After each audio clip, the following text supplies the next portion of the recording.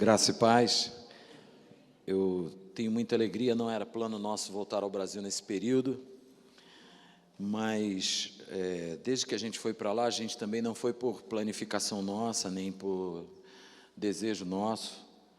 Morar na Europa não é fácil, para quem imagina que seja, não é, ainda mais na condição que nós ainda estamos, que é com demandas de documentação para residência. Então, só para você ter ideia, nós temos a nossa residência fixada num vilarejo de Colonge, que é uma cidade de 700 anos e que nunca teve uma igreja evangélica, onde a nossa igreja é a primeira igreja. Ela funciona na garagem da nossa casa. E eu sou obrigado, essa cidade de Colonge, ela fica a 20 minutos de Genebra. E os meus filhos, pela misericórdia do Senhor, a Raquel foi aprovada para o colégio, que é um degrau a mais antes da universidade. Ela quer fazer jornalismo, e para pessoas não francofônicas, assim, eles da escola disseram, na primeira reunião de pais, que era impossível uma pessoa não francofônica ter nível de francês para entrar para o colégio, porque o colégio prepara para as disciplinas, as cadeiras mais excelentes na Suíça, que é advocacia, arquitetura, medicina. E, pela misericórdia de Deus, a Raquel passou para o colégio. Então, ela estuda em Geneve. E o Natan, também, com 6 meses lá na Europa, passou para a Alta Escola de Comércio, que vai prepará-lo para estudar na Alta Escola de Economia da Suíça. Então, o trânsito nosso entre fronteiras é diário. E aí alguém pode pensar que a nossa vida lá é muito legal, realmente, porque é uma aventura todo dia. O reino de Deus é aventura, amém, querido? E a gente atravessa a fronteira todo dia sendo ilegal. E durante todo esse período, 1 ano e 8 meses já, eu tenho que vir ao Brasil a cada 90 dias. Mas eu tinha determinado no meu coração, já que a gente está com a demanda da nacionalidade portuguesa em curso, eu falei, eu não vou ao Brasil agora, eu vou esperar. Por quê? Porque nós abrimos um negócio lá para fazer tendas, para não ser pesado a ninguém. Só que a gente não faz tenda, a gente faz coxinha. A gente fabrica salgados e a gente vende em Genebra. Então, todo dia a gente acorda às 5 horas da manhã e Deus abriu a porta para a gente começar a fornecer para um restaurante de um francês. E as coxinhas estão dando certo, irmão. O negócio está... Mas todo dia é uma aventura. Botar a chave no carro, descer a Route Bellegarde, que é a estrada, e chegar na fronteira de Meyrin, a gente vai orando em línguas da hora que sai de casa até lá. E graças a Deus eu nunca fui parado na fronteira. Posso ouvir um glória a Deus? Irmão, nunca fui. Eu fui parado a 300 metros da minha casa. Há um dia de vencer o meu visto. E eu estava com a mala do carro, com algumas embalagens já, acondicionados salgados para fazer a entrega, e não tinha um carro na estrada. E eu já tinha dito ao apóstolo Arles que eu não vinha ao Brasil agora. E eu estava lamentando de não estar na reunião da rede. Eu vou ser muito franco para vocês. Eu não sinto falta dos lugares do Brasil. Eu não sou bobo nem nada. Eu sinto falta das pessoas. É uma saudade muito grande do meu neto, dos meus netos. Nasceu a Laura agora, no período que eu estava lá. Então, quando o guarda me parou, não tinha ninguém na estrada, era só eu. Ele tinha acabado de estacionar o carro e meu filho estava comigo, Natan. E aí o guarda, muito gentilmente, bonjour, monsieur, ça va? Eu falei, ça va. Vous avez a pièce d'identité? Oui. Permis de conduite aussi? Oui, monsieur. Peguei tudo, dei na mão dele. Aí ele olhou a carteira brasileira e falou assim, você vem do Brasil, né? Você chegou aqui quando? Falei, 4 de maio. Aí ele olhou e falou assim, teu visto vence amanhã, né?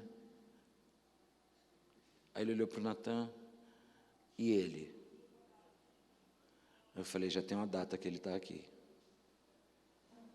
Dá o passaporte dele. Irmão, eu tremia dentro do carro. Falei, Jesus, sair daqui deportado, não era meu plano. E olha, resolve isso, porque eu não queria nem estar aqui. Agora que eu vim, eu gostei. E aí o guarda saiu com os nossos documentos, foi para o carro. Ficou uns 15 minutos, quando ele voltou, ele bateu uma foto da placa do carro. Aí eu falei, ai. Aí ele veio e falou assim, olha só, eu deveria levar você, conduzir você para o distrito, você ia dormir lá, para amanhã você ser conduzido direto para o aeroporto. Mas eu não vou fazer isso. Aí eu falei para ele assim, nós temos essa questão da cidadania que está sendo resolvida em Portugal. Aí ele falou, o senhor tem algum comprovante aí? Eu falei, não, tem com a advogada, se o senhor quiser eu posso ligar para ela agora e pedir que lhe envie. Aí ele falou, não. Eu falei, como é que eu faço para resolver minha situação? Se eu for na Mairie e pedir uma atestação de residência, mostrar que a gente está pagando o aluguel em dia, porque graças a Deus, irmãos, a gente não atrasa o nosso aluguel um dia. E as entradas da nossa igreja, elas não comportam 50% do valor do nosso aluguel. Aí, eu perguntei a ele se na Mairie adiantava. Ele disse, não, o que adianta é você sair do país e voltar. Aí eu tomei aquela palavra assim nos peitos e falei, isso é Deus dizendo alguma coisa. Saí dali, eu tinha um encontro com um advogado, foi uma porta que Deus abriu, um dos maiores advogados de Geneve, está nos atendendo sem nos cobrar um centavo, ele é especialista em direito da imigração, e ele está entrando com uma demanda na Suíça para um pedido de permis religioso para mim, e eu fiquei muito alegre, e quando eu fui de tarde no escritório dele para um encontro, ele me disse exatamente a mesma coisa, sem eu falar para ele o que o guarda tinha dito. Ele falou, apóstolo, o seu visto vence amanhã, para quando está marcada a sua passagem? Falei, para o dia 10. Ele falou, então vá ao Brasil. Aí eu vou para uma reunião de oração, que a gente toda sexta-feira celebra com uma profeta suíça e um pastor alemão. Pastor alemão, engraçado, né? É o marido dela. Chama-se Andrés, e o cara é grande, né? Lembra, pastora Lília? Um cara gigante assim. E a gente vai lá para aquela reunião de oração, nós toda sexta-feira oramos por Israel e pelas nações ali na Suíça. E toda terça-feira eu vou para uma igreja, uma capela chamada Oratoire, que fica na Veilleville de Geneve, onde foi criada a Cruz Vermelha Brasileira, e ali nós temos um turno de intercessão de 2 horas, porque a igreja se abre 24/7 para oração. Então, a gente tem um turno de 2 horas lá. E na sexta-feira, quando eu cheguei na casa dessa profeta, ela falou comigo assim, você vai ao Brasil dia 10, né? Eu falei, bom, acho que vou, né? Não queria não, mas vou. Porque eu não queria deixar a minha esposa sozinha. E ela disse assim, a tua obediência vai guardar a tua casa. Aí eu falei, caramba, porque o guarda não falou com o Natan, ele só falava comigo. E aí eu entendi que Deus queria que eu viesse ao Brasil. Eu não sei exatamente o que Ele vai fazer amanhã. Eu não sei nem o que Deus vai fazer no próximo segundo.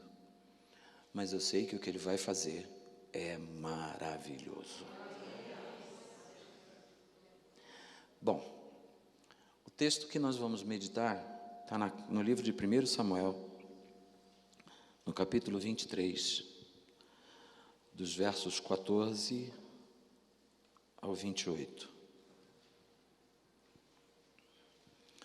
Eu queria dar uma palavra de regozijo pelo ministério de adoração nessa igreja. Eu queria abençoar vocês com essa palavra. Quando eu cheguei aqui, o apóstolo Arles me levou lá embaixo para conhecer o projeto de capacitação para a vida, Centro de Capacitação para a Vida. E Deus falou comigo assim, olha o nível de excelência que eu entreguei a eles. Falei, é verdade. Irmão, estou tremendo. Uau! E aí quando eu subi, que eu comecei a ouvir vocês ministrando, principalmente você, eu pude ver como se, numa visão, Deus pegasse o ministério de adoração dessa igreja e alinhasse a todas as áreas da igreja às quais Deus já tem derramado uma unção de excelência. E a palavra que veio para mim é: eu estou alinhando o exército que vai adiante.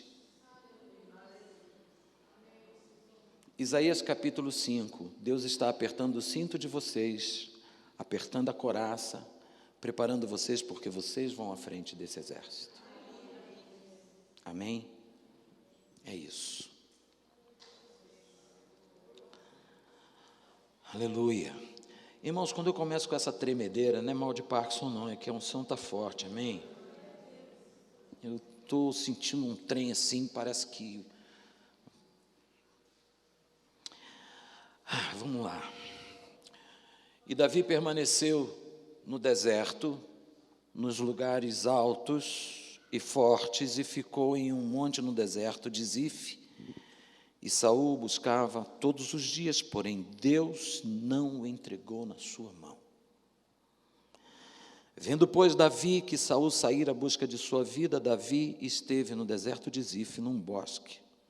Então se levantou Jonatas, filho de Saul, e foi para Davi ao bosque. E fortaleceu a sua mão em Deus, e disse-lhe: não temas, que não te achará a mão de Saul, meu pai, porém tu reinarás sobre Israel, e eu serei contigo o segundo, o que também Saul, meu pai, bem sabe. E ambos fizeram aliança perante o Senhor. Davi ficou no bosque, e Jonatas voltou para sua casa. Então subiram os zifeus a Saul, a Gibeá, dizendo: não se escondeu Davi entre nós nos lugares fortes do bosque, no outeiro de Aquilá, que está à mão direita de Gesimum?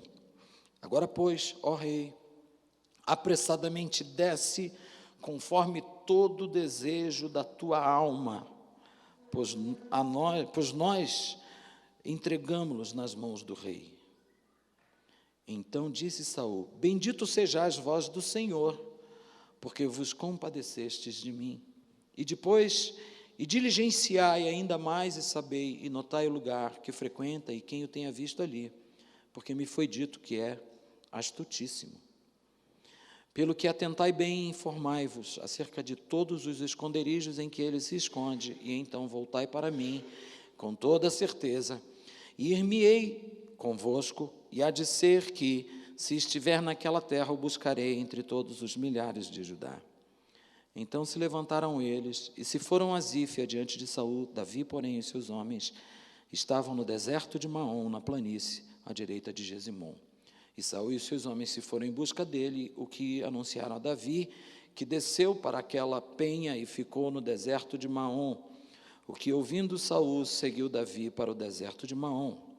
E Saul ia desta banda do monte, e Davi e os seus homens da outra banda do monte. E sucedeu que Davi se apressou a escapar de Saul. Saul, porém, e seus homens cercaram Davi e os seus homens para lançar mão dele. Então veio um mensageiro a Saul dizendo: apressa-te e vem, porque os filisteus com ímpeto entraram na terra. Pelo que Saul voltou de perseguir a Davi e foi-se ao encontro dos filisteus. Por esta razão, aquele lugar se chamou Selá Ramalecote.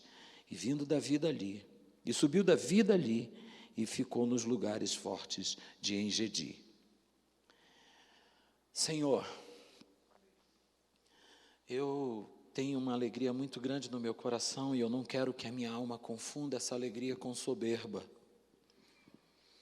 Da soberba livra a minha alma, porque ficarei liberto de grande transgressão. E, Senhor, eu quero dizer que eu dependo da unção do Teu Espírito e da manifestação da Tua revelação para esta manhã, comunicar à Tua igreja, à Tua noiva, aquilo que o Senhor quer para nós.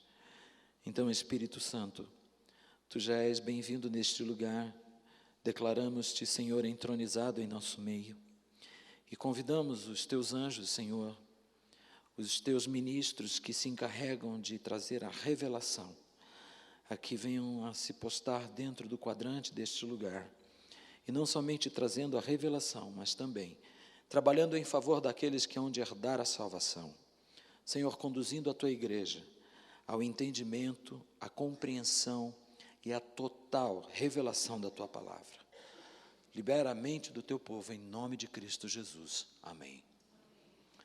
Irmãos, eu quero compartilhar com você essa palavra que me foi dada pelo Espírito na quarta-feira última agora. Eu gosto muito da história de Davi. Muito. Meu xará. E eu olho para Davi como alguém completamente imperfeito, mas completamente apaixonado por Cristo. E talvez você pense assim, mas Davi apaixonado por Cristo? É. Porque eu entendo que a Bíblia, de Gênesis a Apocalipse, ela é completamente cristológica e cristocêntrica. Jesus se revela a Josué na entrada da cidade que ele tinha preparado para a nação de Israel. Quando Josué cruza o Jordão, a palavra diz que o anjo do Senhor estava do outro lado, Josué foi e o adorou. Um anjo qualquer não receberia adoração, era Cristo que estava do outro lado do Jordão. Então, quando Davi, em muitos momentos, está buscando uma direção de Deus, a palavra diz que veio o anjo do Senhor. Então eu entendo que Davi é alguém que se apaixonou por Cristo, embora seus olhos não o vissem na revelação como Cristo se manifesta mais à frente. E o interesse nosso nessa palavra aqui é comunicar ao teu coração uma verdade que nós precisamos não somente aprender, porque eu estava dizendo lá para os meus filhos, lá na França, que uma coisa é você ter um comportamento originário de um conhecimento, e outra coisa é você ter um comportamento que se origina numa revelação. São ambientes distintos na sua própria essência. Uma coisa é o que você aprende pelo que você lê. Outra coisa é o que você vai praticar porque o Espírito Santo te revela. Então eu disse para eles, todas as vezes que vocês abrirem as Escrituras para ler, não entenda a coisa pela tua capacitação intelectual. Não faça da tua intelectualidade a plataforma pela qual você vai entrar no ambiente da revelação. Porque Deus, na verdade, não precisa do nosso conhecimento para revelar-se. Porque Ele mesmo se faz conhecer nas coisas criadas por Ele, segundo Paulo escreve aos Romanos no capítulo 1. Então, não é uma condição do que nós conhecemos, mas é o do quanto Ele se revela. E quando eu li esse texto, eu fui impactado por perceber na conduta e no tratar de Deus com Davi, o processo de Deus para preparar esse homem para um propósito. Irmãos, ele tinha 17 anos, aproximadamente, quando ele recebeu um barba branca na casa dele, e ele estava lá nos campos, e aí ele é chamado para o ambiente da casa, porque alguém quer falar com ele, e quando ele entra, é o juiz de Israel que está ali, com um chifre cheio de azeite, e esse homem cochicha no ouvido daquele jovem. Eu imagino a cena, irmão, sou músico, a minha mente, ela é um poço de imaginação, e eu fico imaginando a cena, onde todos os irmãos de Davi olham o mais novo entrar na sala, e o homem vem com aquele chifre e diz assim, hoje o Senhor te levanta como príncipe sobre a sua herança, e derrama aquele óleo na cabeça daquele menino. E a palavra do Senhor diz que daquele momento em diante o Espírito do Senhor se apoderou de Davi. Não existe uma linguagem semelhante a alguém no Velho Testamento. Porque Davi agora, ele não é alguém que tem uma entrevista casual com o Espírito Santo, mas o Espírito Santo tomou-o completamente.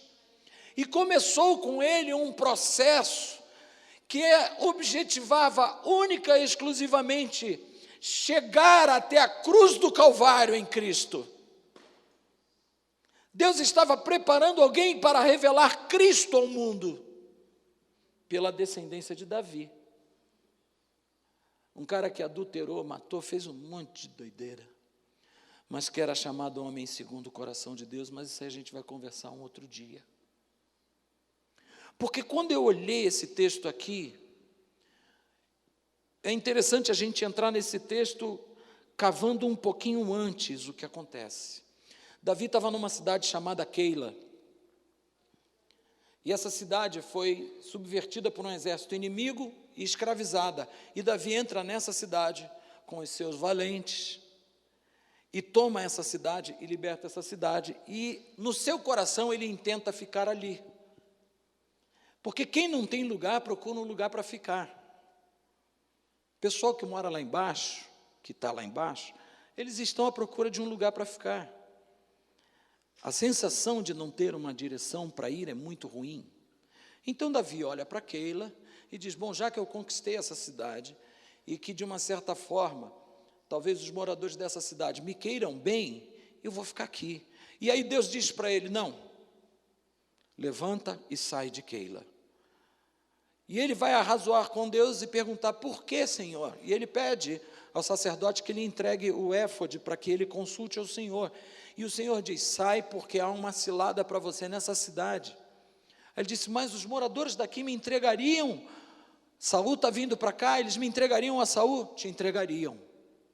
Então, eu fico imaginando o coração daquele homem de Deus, sofrendo uma ingratidão depois de ter libertado uma cidade, depois de ter combatido pela causa de terceiros, que não era a sua família.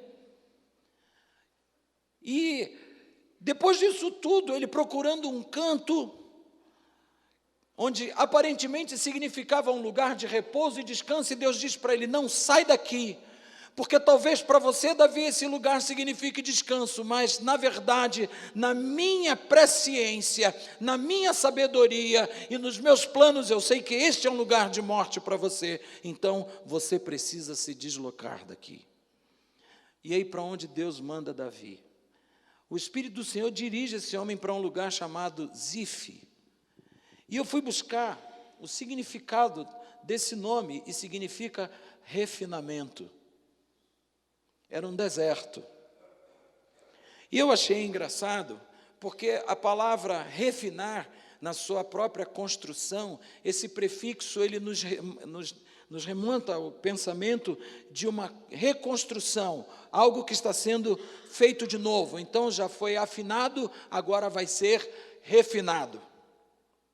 Então, isso me mostra que Deus está num processo contínuo com Davi, porque Deus não pensa a respeito da sua vida e da minha uma glória estacionada. Deus está querendo potencializar os depósitos que Ele tem colocado em nós, para que de fato se cumpra o dito de fé em fé, de glória em glória. Então esse processo de refinamento, ele é diário, porque a Bíblia diz que a vereda do justo é como a luz da aurora, que vai brilhando mais e mais, até ser dia perfeito. Então não há como nós termos uma ação contrária a esse processo de refinamento. Jó afirma o seguinte, poderá alguém contender contra o braço do Eterno e ainda assim ter paz? Então, nós somos chamados a cooperar com esse processo de refinamento. E Deus vai usar coisas diversas. Deus vai usar o deslocamento da zona do conforto para o deserto, a fim de que ali eu e você sejamos aprovados. E é uma coisa interessante, que quando Davi se desloca para o deserto, a primeira coisa que ele faz é procurar um lugar forte. Ele não entra no deserto procurando simplesmente fugir do laço da morte, mas ele entra no deserto procurando um lugar forte. E essa expressão, ela quer traduzir um lugar de rochas, uma fortaleza natural. E quando eu li isso, eu comecei a chorar, apóstolo Arles, porque eu me lembrei que um dia um homem olhou para Deus e disse: mostra-me a tua glória. E Deus disse: eu vou te esconder na rocha, e você vai me ver passar com toda a minha bondade. E eu tenho certeza que Moisés foi escondido numa rocha, e a rocha era Cristo. No deserto da nossa vida, o lugar forte é Cristo. Aonde eu e você estivermos, a presença dessa rocha se manifestará não somente como lugar alto, mas como lugar de proteção. Foi muito top quando o Espírito Santo falou isso para mim. Eu fiquei igual o Chaves. É isso, Jesus. Que maravilha é saber que eu posso sair do conforto para o deserto, que até ali a tua mão me guiará, a tua destra me susterá. Se eu fizer a minha cama lá nas extremidades da terra, até ali tu vais chegar. Eu fiquei apaixonado quando eu li essa palavra. Posso sentar aqui um minuto?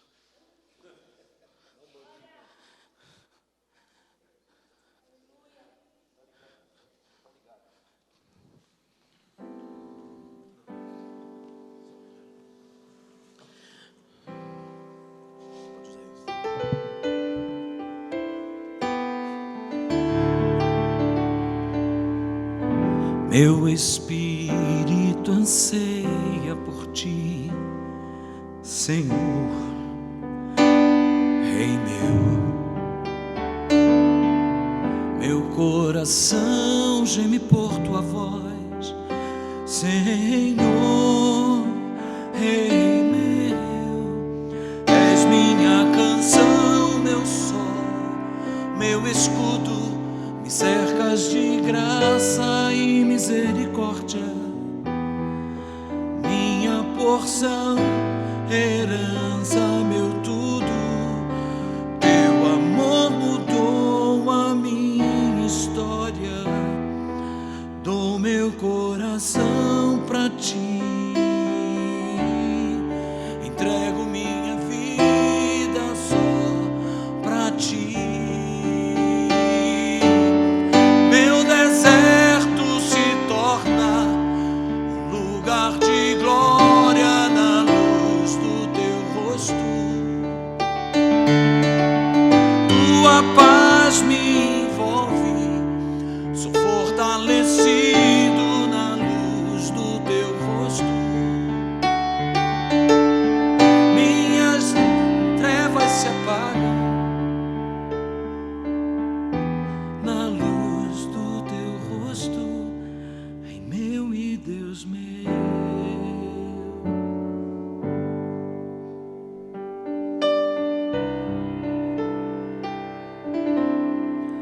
Foi isso que o lugar na rocha significou para Davi. Em Cristo, o deserto é um lugar de glória. Segunda coisa que eu vi nesse texto, Que no deserto, Deus levanta uma palavra profética. E o Espírito do Senhor toma um jovem para ir lá onde Davi estava. Jonatas, the best friend of David. E o Jonatas foi lá. E ele chegou para o Davi com uma palavra: a mão do meu pai não te alcançará. Você reinará sobre Israel.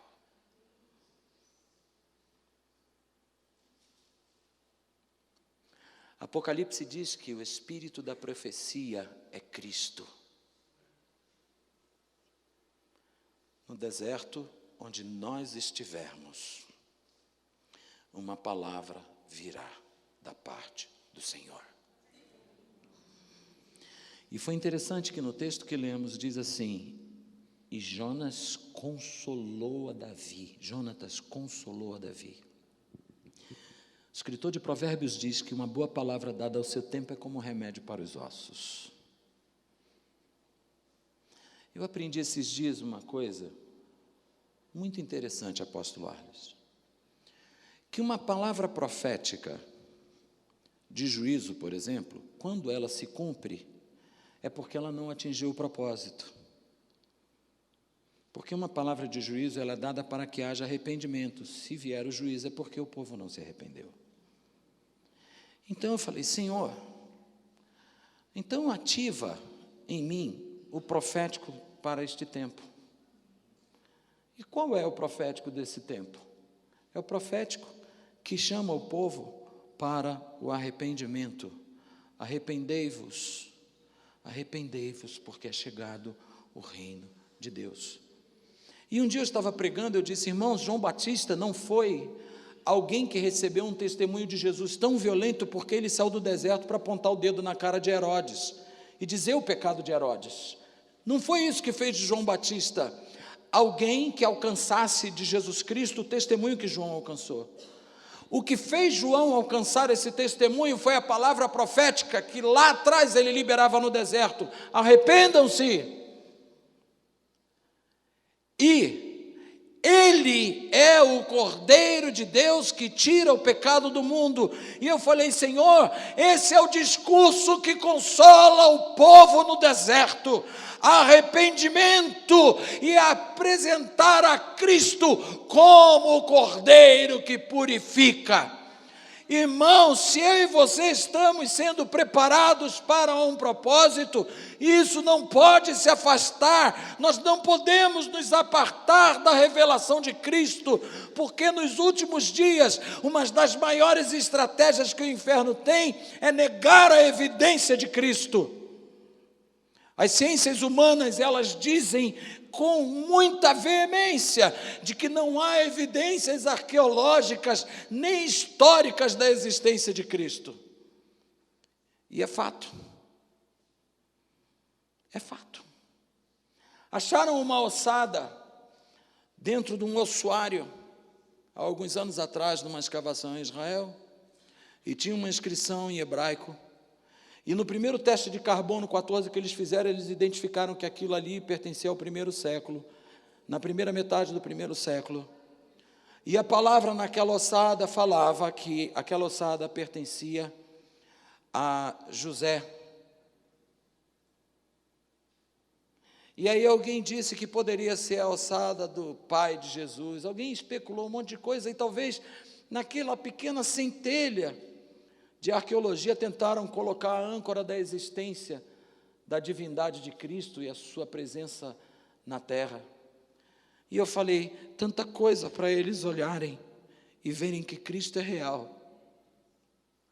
Você quer uma evidência de que Cristo é real? Olhe para você, querido.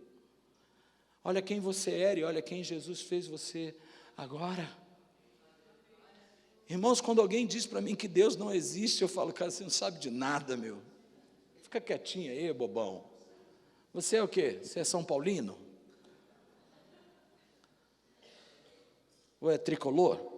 Fluminense do Rio de Janeiro? Vai. Presta atenção, rapaz. Eu fui viciado em droga há 18 anos. 18 anos usando cocaína compulsivamente. Compulsivamente. Ficando às vezes 4, 5 dias sem dormir, entrando em estúdio de gravação e saindo de estúdio de gravação a poder de cocaína. E um dia querendo me matar, porque depois de 18 anos eu não conseguia mais nada na vida. E um dia eu querendo me matar, e detalhe, eu fui criado na Assembleia de Deus, irmãos. Meu pai era presbítero da Assembleia de Deus de Madureira, eu fui apresentado ao Senhor pelo pastor Paulo Levas Macalão, fundador das Assembleias de Deus do Ministério de Madureira. Pegou aquele bolinho de carne assim, bonito, gordinho, lindão, em 66, e levantou, entregou ao Senhor. Então, no dia que eu quis me matar, eu sentei numa praça, eu falei, Deus, eu só conheço o Senhor como Deus dos meus pais. Eu nunca te vi. Eu até já preguei em teu nome, mas eu tenho a impressão de que eu agi por procuração. Eu não aguento mais viver. Como eu não tenho coragem de dar um tiro na minha cabeça, eu vou me matar do jeito que eu tenho coragem, que é tendo uma overdose. Então, eu vou começar a cheirar agora, isso eram 11 horas da noite. Eu só vou parar de cheirar quando eu tiver uma overdose ou quando acabar o meu dinheiro. Se quando eu parar eu estiver vivo, aí eu vou acreditar que o Senhor tem um plano na minha vida. E eu entrei numa rota suicida de cheirar 35 horas direto. Eu fiz um circuito suicida pelas favelas do Rio de Janeiro, eu conhecia todo mundo, eu gravava com grupos de pagode que eram bancados pelo tráfico. Então eu entrava e saía desses ambientes com um total. E depois de 35 horas usando drogas, eu cheguei em casa e fui para o banheiro, ainda muito louco. E eu peguei, abri minha carteira e falei assim, acho que é agora que eu vou morrer. Porque quando eu olhei no espelho, estava começando a sair sangue do meu nariz. Aí eu falei, vai ser agora. Será que ainda tem uma poeira aqui? Aí eu abri minha carteira, ainda tinha uma porção de cocaína. E eu botei na carteira, quando eu fui cheirar, eu comecei a vomitar. Eu falei, yes, vou morrer agora. Aí eu parei de vomitar e estou vivo. E tomei um banho, lavei o rosto, olhei no espelho, e aí Deus me fez lembrar o que eu tinha dito antes. Se eu ficar vivo, eu vou acreditar que o Senhor tem um plano na minha vida. Irmãos, Deus vem me refinando ao longo do tempo para esse momento. Deus usou todas as situações da minha vida. Deus usou uma situação muito particular no ano de 94, que foi o falecimento do meu pai. Meu pai, eu dirigi uma gravadora evangélica, olha que coisa engraçada, e eu era viciadão. Eu dirigi uma gravadora evangélica. E eu era compositor, inclusive, evangélico. Mesmo viciado. Eu me quebrantava diante de Deus, irmãos, arrependido assim, querendo largar a cocaína, não conseguia. Aí, meu pai, internado com câncer no fígado, eu estava num evento da gravadora e o meu telefone tocou e era alguém da minha família dizendo, olha, vamos para o hospital porque o papai entrou em coma e a situação está muito difícil, o médico acha que ele não passa de hoje. Aí nós estávamos fazendo um evento da gravadora para umas 10 mil pessoas, eu peguei meu carro, saí, fui para o hospital. Quando eu cheguei lá no hospital, eu tirei todo mundo de dentro do quarto, eu sou o filho mais novo. Meu pai ainda estava com um pouquinho de vida, ele estava com um tubinho para respirar, e eu dei a mão ao meu pai, e eu falei com ele, pai, eu vim aqui, e eu queria te dizer uma coisa, eu sei que o senhor vai para o céu, mas eu não queria que o senhor partisse preocupado comigo, então eu quero te dar uma garantia, um dia eu vou voltar, e eu vou te encontrar no céu, e eu quero te pedir perdão por tudo que eu te fiz de errado. Eu comecei a me quebrantar ali com meu pai. E aí eu falei, eu sei que o senhor não está podendo falar, mas eu quero orar com o senhor. Eu dei a mão ao meu pai e comecei a orar. No dia seguinte, meu pai partiu, bem cedinho. E eu continuei minha vida. Uns 20 dias depois, eu fui chamado para produzir o disco de uma menina da Igreja Batista Nova Jerusalém, um ministério muito conhecido lá do Rio de Janeiro. E eu fui produzir o disco daquela menina, e ela disse assim, o meu pastor quer falar com você. Eu falei, eu não conheço o pastor, não tenho nada de falar com ele. Não, mas ele quer falar com você. Eu falei, não quero falar com ele. Não, mas ele quer falar com você, e eu acabei indo lá encontrar o pastor. Quando eu cheguei no gabinete dele, uma igreja gigante, ele olhou para mim e falou assim, muito simples aquele senhor. Ele olhou para mim e falou assim, finalmente eu vou conseguir dormir. Eu falei, mas o que eu tenho a ver com a tua insônia? Ele disse, desde que você pegou esse trabalho da Jaelita para produzir, eu não durmo porque Deus não me deixa dormir orando por você noite adentro. Eu, como fui criado na Assembleia de Deus, e essa igreja é uma igreja pentecostal, eu falei, ai meu Deus, vai começar aqueles que falam contigo. Aí ele começou a falar um monte de coisa da minha vida, eu falei, raça de crente miserável que já foi falar tudo com ele. E esse cara é pior ainda, porque ele ainda fala em nome do Senhor, a fofoca que deram para ele. Nesse momento ele pegou. E interessante que no dia que eu estava orando com meu pai, eu peguei na mão do meu pai. Quando esse pastor começou a falar essas coisas, que eu pensei esse monte de bobagem, ele pegou na minha mão e disse assim, eu quero falar com você, e pegou na minha mão. Quando ele pegou na minha mão, ele pegou do mesmo jeito que meu pai pegou. E ele disse assim, dia 27 de setembro, às 23 horas e 15 minutos, você entrou no apartamento do 13º andar da oncologia do hospital, um hospital na Tijuca, no Rio de Janeiro, e você orou pelo seu pai. Se Deus me revelasse a sua oração, você ia dizer que foi o diabo que me contou. Então, eu vou contar a você o que Deus me disse da oração do seu pai. E quando ele apertou a mão, do jeito que meu pai apertou, eu gelei, Arles. E aí ele disse, o seu pai, sem falar, orou assim, Senhor, não deixa que meu filho morra longe dos teus caminhos e torna o meu filho um ministro da tua palavra. No ano de 2007, eu fui ordenado ao ministério pastoral. E o processo de refinamento não parou somente no meu deslocamento para o deserto, mas uma palavra de Deus me encontrou lá e tem me encontrado dia após dia e tem sido o meu sustento. E o mais legal é que eu fui para o deserto, mas eu achei um lugar alto, eu achei uma palavra. E o texto diz para a gente o terceiro aspecto desse refinamento na vida de Davi. Muito bom. Davi está em Zif. A notícia da chegada do exército de Saul chega para ele, ele se desloca para Maom, que é um deserto ao lado, e de Maom ele sobe para En-Gedi, porque o inimigo entrou no lugar onde Davi estava. Eu quero dizer o seguinte, para você entender que a pedagogia de Deus, em muitos momentos, não vai afastar o teu inimigo do teu encalço, ele vai conviver com você diariamente. O que nós vamos precisar é entender de fato quem são os nossos inimigos.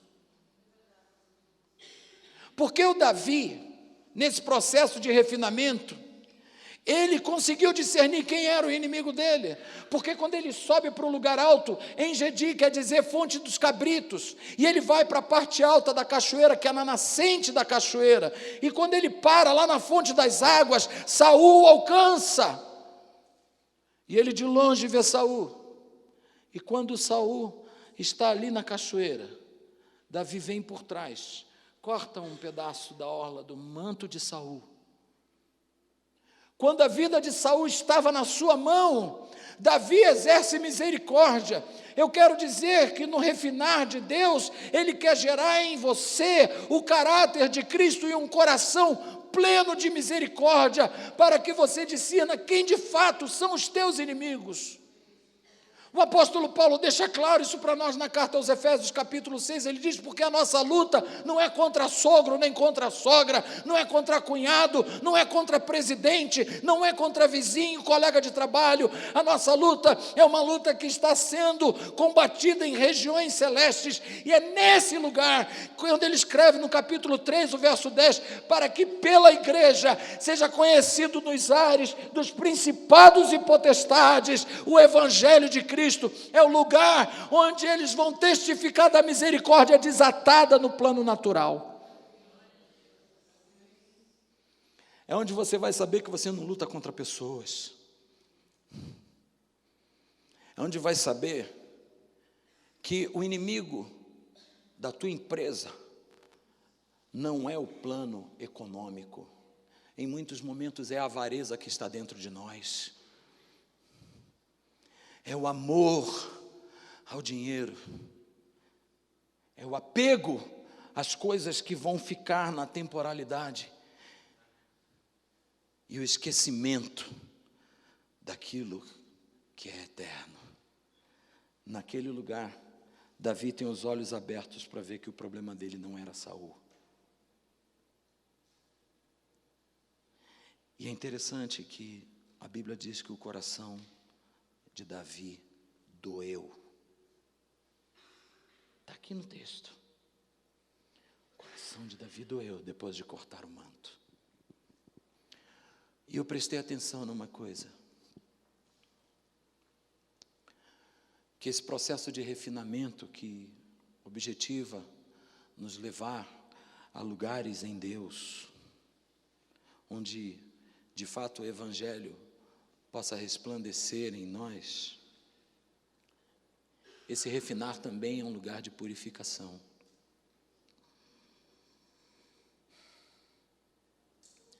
A gente lê o texto de Mateus 21, quando Jesus entra no templo e ele expulsa os cambistas. E a gente olha aquela cena como uma cena pictórica, um negócio assim, bem batendo, expulsando os cambistas. Eu quero dizer para você que aquele templo ali somos nós. O apóstolo Pedro diz que nós somos pedras vivas numa construção espiritual. Paulo diz que nós somos templos do Espírito. E esse refinar de Deus em nós coloca Cristo para expulsar de dentro de nós os nossos cambistas.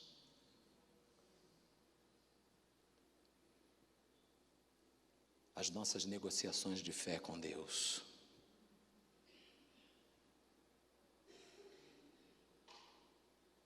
Esse processo de refinamento objetiva apresentar ao Cordeiro de Deus uma noiva gloriosa para reinar com Ele.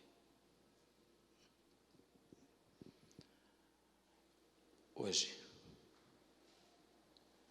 nesse domingão que não é o do Faustão, o Senhor Jesus está começando a nos deslocar de lugares de conforto, de posições que aparentemente se mostram para nós como favoráveis. Está tudo cooperando, está tudo alinhado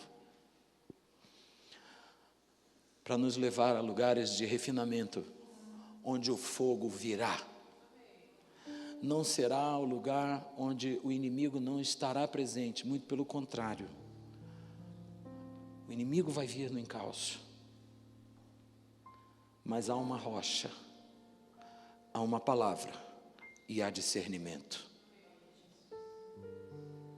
Talvez por isso Davi tenha escrito no Salmo 23: preparas uma mesa perante mim, na presença dos meus inimigos. E eu aprendi do Espírito Santo que essa mesa preparada não é para expulsar os meus inimigos da mesa, mas é para dizer para eles: venham e comam da mesma misericórdia que eu recebi. Recebam. Participem comigo desta mesa. Sentem-se comigo, porque nessa mesa está o Cordeiro de Deus. Então eu queria que você abaixasse sua cabeça nessa hora. Eu nunca fiz isso aqui.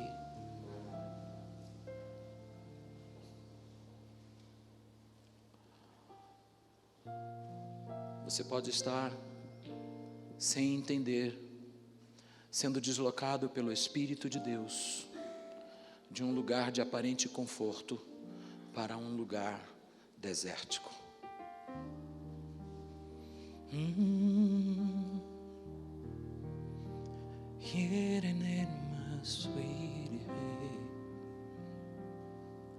Vem, Espírito, sopra. Ativa as tuas sementes, Senhor. Ativa as tuas sementes. Ativa, Senhor. Ativa o caráter do Filho em nós, porque nem Jesus escapou do deserto. Esse teu deserto, ele é a revelação do amor e do propósito do Pai na tua vida. Você vai encontrar uma rocha nesse deserto. Eu quero ministrar isso sobre você. Talvez seja o teu deserto emocional. Ele não está se apresentando a você como um lugar para que você habite nele como lugar de sofrimento perpétuo, mas que você seja adestrado pelo Espírito Santo de Deus a transformar impacto em impulso. E no poder do Espírito Santo você se desloque desse lugar. Que você saia para lugares de palavra de Deus. Talvez você esteja precisando encontrar hoje em Cristo o motivo pelo qual você está nesse deserto. Talvez seja inexplicável para você. Deus hoje nos revela por sua palavra. Se você foi atingido por essa palavra, eu não gosto de pensar impactado pela palavra, porque nós estamos transcendendo esse tempo do impacto, nós estamos entrando no tempo da perfuração. A palavra está se revelando como espada que vai separar coisas na nossa vida, o que é espírito do que é alma. Vai ser uma incisão cirúrgica, milimétrica. Então, se você foi perfurado por essa palavra, se você começa a entender que o Espírito de Deus está te deslocando para Zif, para te refinar, eu queria que você se colocasse de pé. Aleluia. Você que está no deserto, atravessando lugares terríveis, eu quero te dizer que o Espírito Santo vai te encorajar a fazer você encontrar lugares de força no deserto, lugares de fortalecimento. Deus vai enviar a palavra para você. Nem só de pão viverá o homem, mas de toda palavra que procede da boca de Deus. Jesus disse isso no deserto. Jesus declarou isso no deserto. O lugar de revelação é deserto. É onde a palavra é tudo que você e eu teremos. Porque o NB Steak não vai mandar um bife para nós no deserto. Não. A única coisa que vai nos alcançar no deserto é a palavra de Deus. Essa palavra que nos vai gerar força, que vai nos tirar desse lugar que a gente aparentemente olha como prostração. Eu quero profetizar na tua vida que hoje, exatamente hoje, Cristo começa a mover uma revelação e um entendimento dos propósitos dele na tua vida. Ele está colocando diante de você um espelho e ele está do seu lado para dizer: está vendo essa imagem do seu lado? Essa é a imagem que eu quero que você tenha, a minha. Porque Ele, o Pai, nos predestinou antes da fundação do mundo para sermos semelhantes a Jesus, a fim de que Ele seja o primogênito entre muitos irmãos. Abaixe sua cabeça. Espírito Santo de Deus, como Tu és maravilhoso, Senhor. A Ti a honra e a glória. Eu sei, Senhor, que Tu estás nesse lugar e que Tu nos acompanha a cada passo. Os Teus olhos não se apartam de nós. O Teu amor tem sido o nosso fiel companheiro. Por isso que a Tua palavra diz: sustenta-me com Teu amor fiel.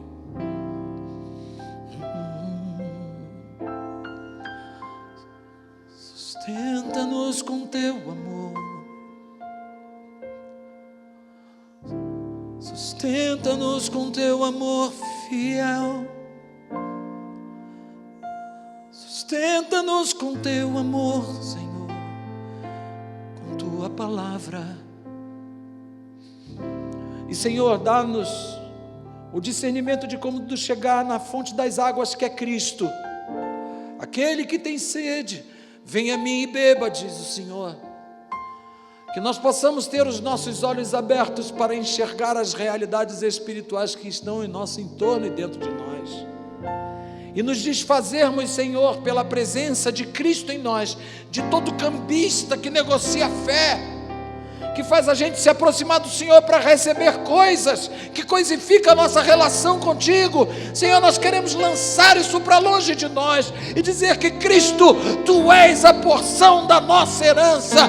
Tu nos consolas em lugares desérticos, Tu andas conosco dia e noite, o Teu amor tem nos alcançado. Ah, Senhor, é isso que nós queremos declarar nessa manhã. E nós vamos, Senhor, como Jesus, exercer misericórdia e graça de um coração transformado pela manifestação do Teu poder. Em nome de Jesus, gera isso na Tua noiva que deseja a Tua vinda. Em nome de Jesus, amém. Deus abençoe você.